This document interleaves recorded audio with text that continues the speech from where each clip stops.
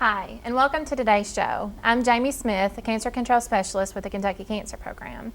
Today I have with me 3 ladies from the health department, and we're going to talk today about the Kentucky Women's Cancer Screening Program.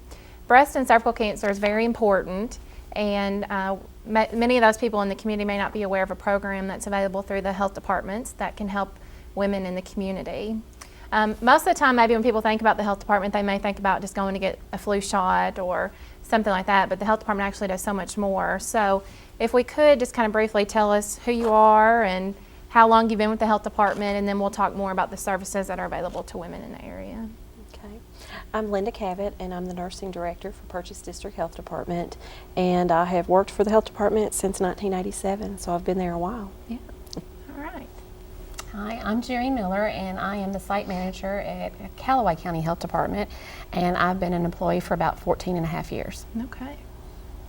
I'm Melissa Ballard. I'm at the Ballard County Health Department. I've been with the health department for 12 years and at the Ballard Center for going on 5.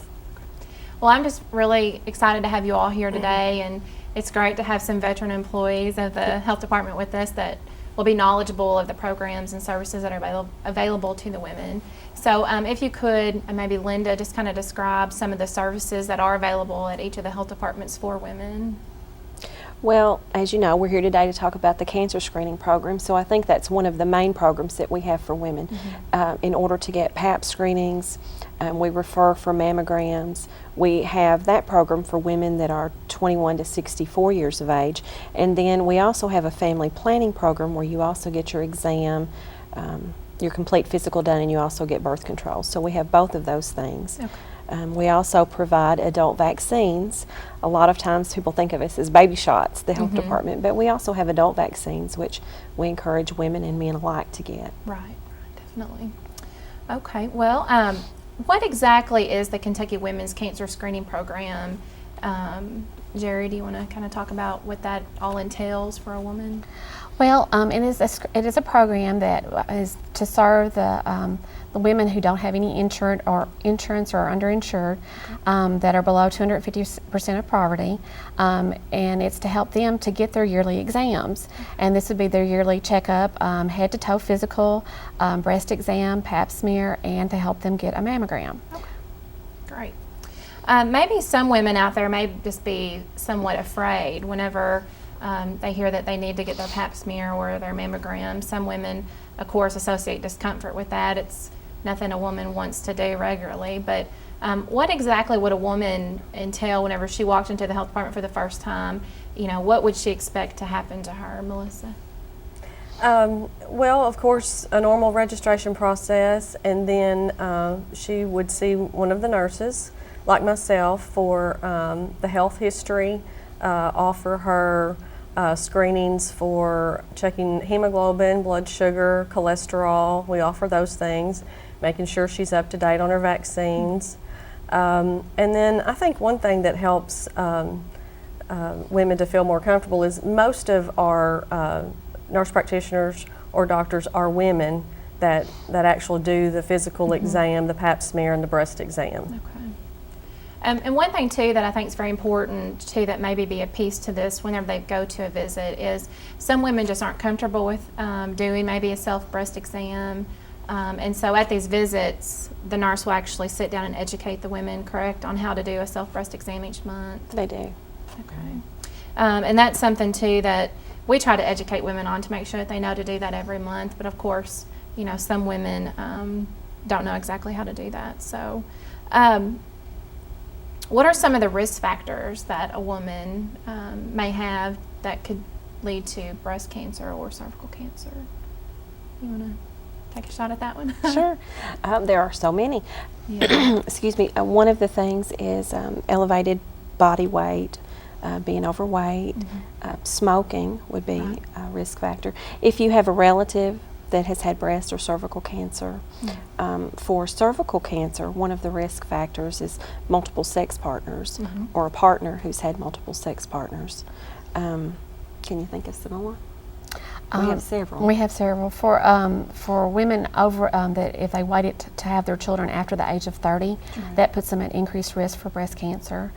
And if you've ever had more than one sexually transmitted disease, that puts you at greater risk for cervical cancer. One thing that women don't think about is smoking also puts you at greater risk for cervical cancer.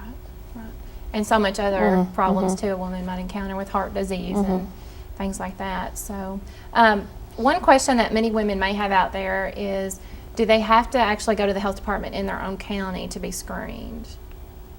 No, they don't.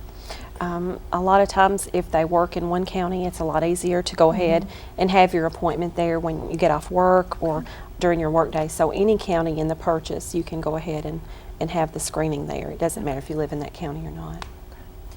Well, probably the next thing that we need to talk about are what are the eligibility requirements for someone to qualify for the Kentucky Women's Cancer Screening Program. And I know Missy is going to talk about some of the eligibility just for the actual screening. Okay. For the screening, you need to be at least 21 years old, but less than 65 to qualify for the Kentucky Women's Cancer Screening Program. We do offer services for other women, but for this particular program, that's the requirement. Also, your income plays a factor, less than 250% of the poverty guideline, and no other payer source, no health insurance, Medicare, Medicaid, or private insurance. Okay. And if a woman is screened through this program and then by chance they do find out that there's a problem with either the pap smear or the mammogram, what are the next steps for that woman? What would they encounter if they were to get a call back from you all? Well, luckily, since 2002, we've had the breast and cervical cancer treatment program.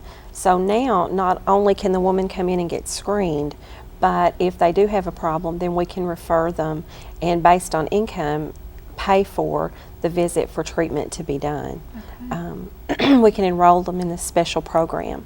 So if they have an abnormal pap smear, then we follow the guidelines put out by the state.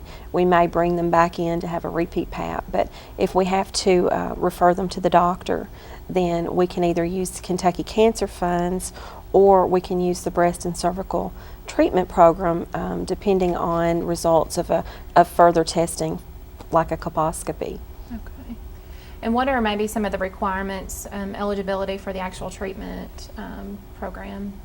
Missy, you want to talk about those? Well, partly the same as the screening program, the age requirements and the income guidelines.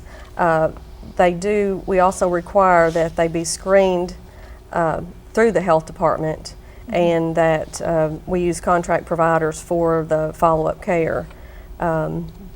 It has been found to be in need of treatment for either breast or cervical cancer or also precancer condition or early stage.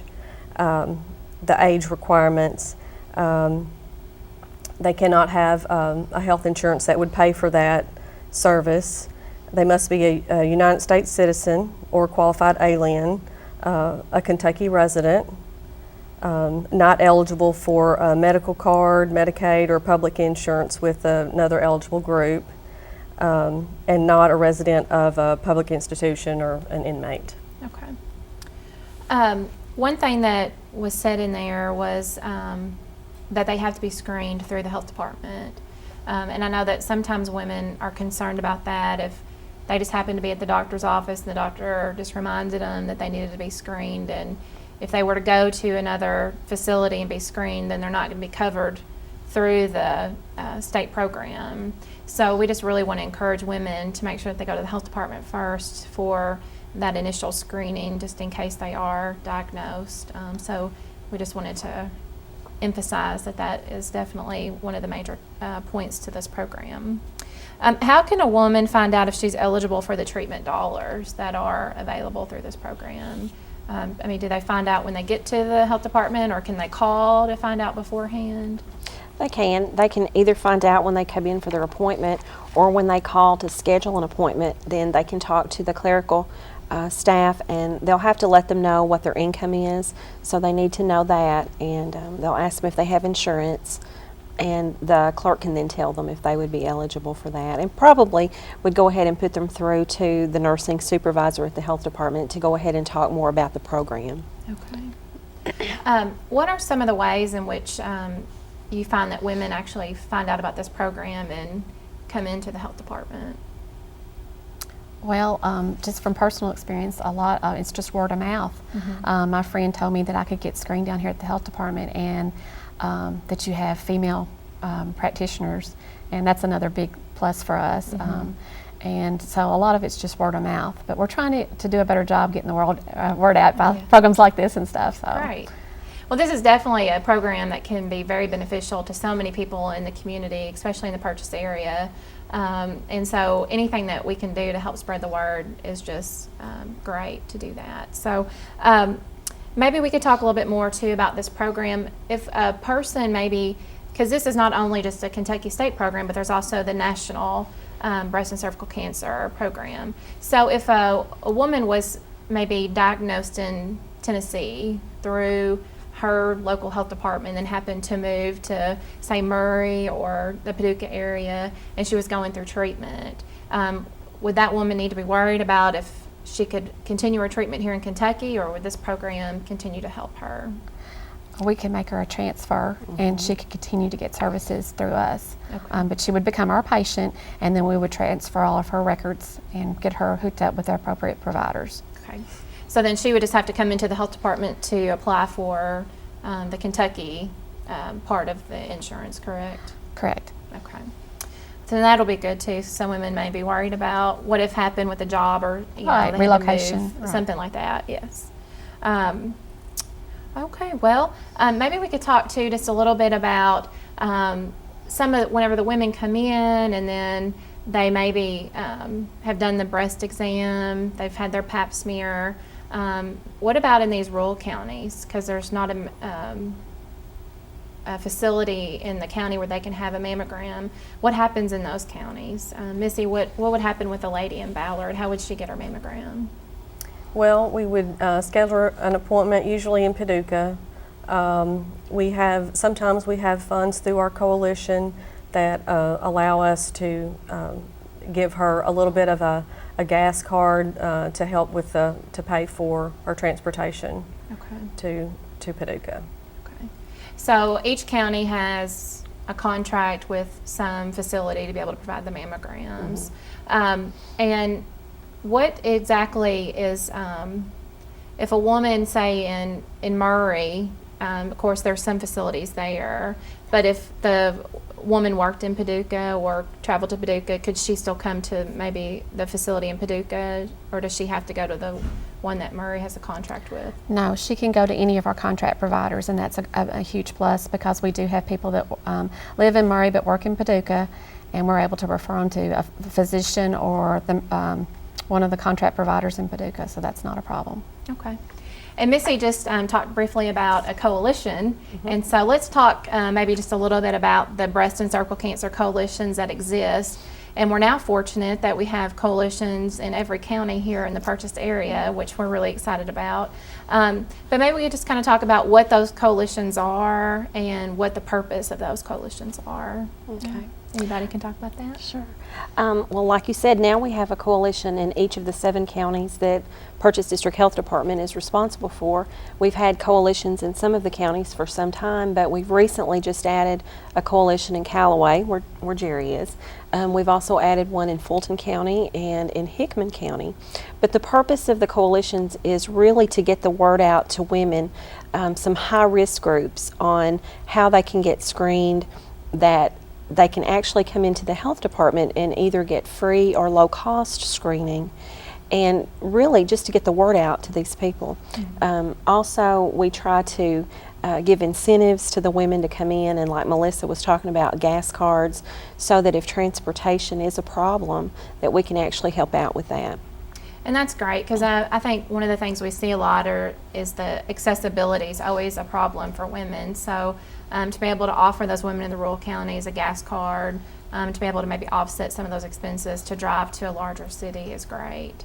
And those coalitions I mean, if those weren't there, then some of those women may not be able to be screened. So, how are the funds provided for these coalitions? We get federal money, but the federal funds are actually appointed down to us from the state, and the state Kentucky Women's Health Program actually tells us how much dollars that we're going to get per county. Okay. I guess one thing too that may be important to talk about is some women out there may be actually wondering how much money, or not how much money, but actually how many women are screened through the health departments each year. Well, we have different, it really depends on the county, and normally, where I just came from Murray and worked there most of the time, we usually screen maybe 130 women a month, just as far as pap smears. But in Ballard County, of course, there's one nurse there, and they're probably not going to screen as many per month. So it really just depends upon the county. Okay. But still, I mean, any amount that you're screening is a great number, and especially if you can find the cancer at an early stage or help prevent that cancer, that's great. And I think some women maybe don't actually understand maybe what all the pap smear really entails. They just hear pap smear and they're really kind of scared about it. So what exactly is a pap smear? I mean, you really talk about it. I mean, what are the tests that's going to involve in that? Do you want to talk about that? Well, most women, once you become 21, needs to get a yearly gynecological exam, and what they will have to do is it's a pelvic exam and a speculum exam. And with the speculum exam, it feels like pressure. Okay, it's then they would collect the specimen with a little. It's a real soft little brush and a little scrapey thing that collects the cells off the cervix. And these cells are microscopic, so you can't see them with a naked eye. And they collect the specimen and send it off to the laboratory, and then they look to make sure there's no cancer cells. So you really can't tell by a naked eye if a person has cervical cancer or not, or has any abnormal cells or not. So that's why it's so important that they get their yearly pap smears. Right. And so, I mean, but a lot of people are afraid, but most of the times with the nurse practitioner explains step by step what she's doing, and explains to them, you're going to feel some pressure now. I'm going to, maybe feel a little cramping, where she collects the specimen just a little bit, and just feels like menstrual cramps a little bit when she does that. So it's really not that painful. Yeah. It's just uncomfortable. And anxiety. And anxiety, yes, yes, but it is uncomfortable. And probably the same thing with a mammogram too. Some women may anticipate what that is actually going to feel like, and of course women need to know that there is just, some slight discomfort, a little pressure. But again, like you said, with the microscopic cells in the cervix, with the breast, a mammogram can find a lump that you can't feel. Right. That you couldn't feel yourself, and a clinician wouldn't be able to feel with the clinical breast exam. So that's important to think about. And I know as some women get older and maybe the breast is, dense or fibroid cysts and things like that, the mammogram definitely can see through those to be able to detect that. So that's great. Well, I guess we've answered a lot of the questions that women may have about a visit to the health department and what they might experience through this special screening that we have at the health department through this state program, which again is the Kentucky Women's Cancer Screening Program. And it's been a very tremendous asset to this area, and the state of Kentucky's lucky to have it, I think. There's been numerous of women screened through it, and of course we've actually seen a decline in breast cancer too among the state, and we hope that that is in relation to the screening as well. So we're just going to take a short break, and we'll be back with you in just a moment to continue our discussion.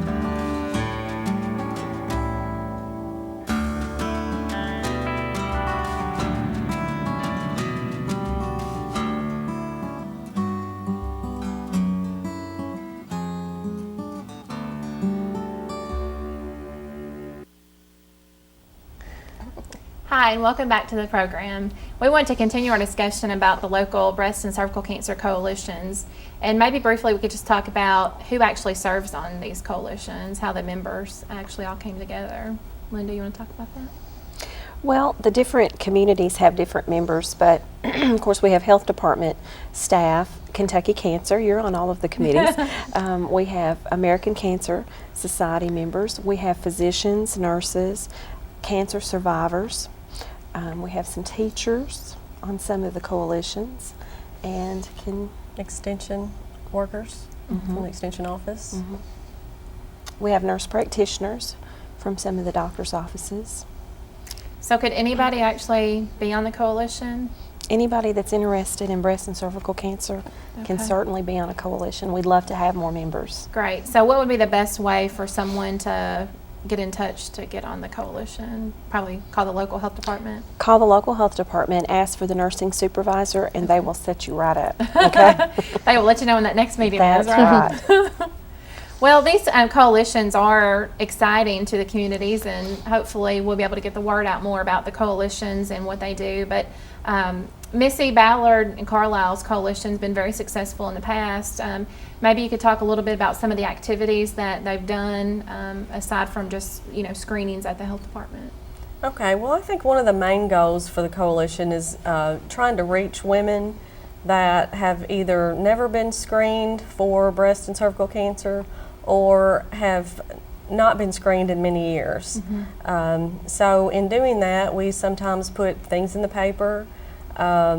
We have one of our coalition members who's a breast cancer survivor, Kathy A. Lott. She does a lot of volunteer work for us, and she goes and has set up at in La Center at a place called His House, which is a thrift store that many people go through. And she has set up tables there, and especially before our special screening event, to try to get the word out and bring more women in, letting them know that the service is available at the health department. Other things we've done is setting up at the county fair using our breast and cervical cancer display that talks about facts of cancer. We sometimes use the breast models that women can use to see what a lump feels like on a model.